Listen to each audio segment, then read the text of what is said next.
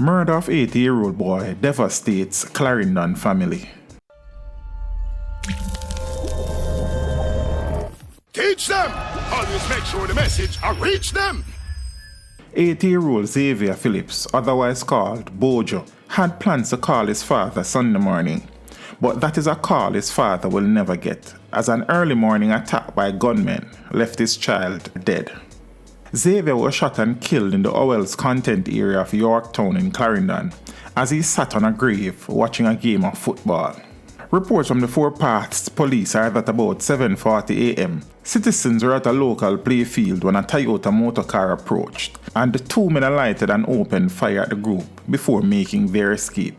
The police were summoned, and on their arrival, Xavier and the two men were seen with multiple gunshot wounds. They were taken to hospital where Xavier was pronounced dead.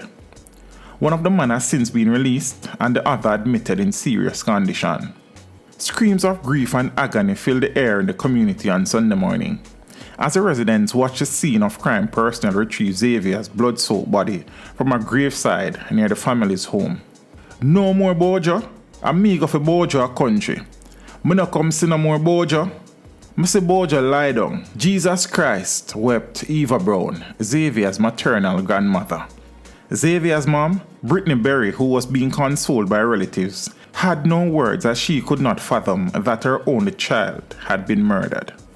Berry's 80-year-old father, Clifton Brown, who lived in a neighboring community, was killed by thugs in February who also firebombed his house.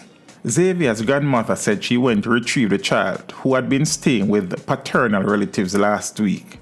She said that she left Xavier in bed Sunday morning while she went to carry out cleaning duties at her church nearby.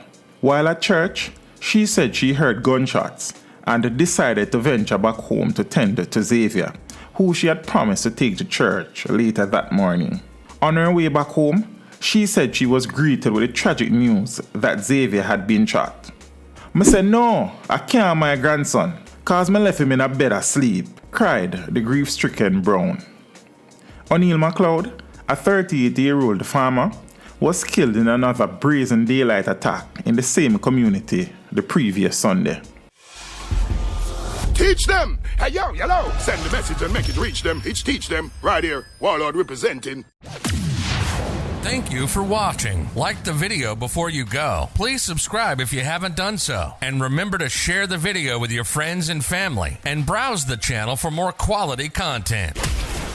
Until next time, walk good, my friends. Teach them!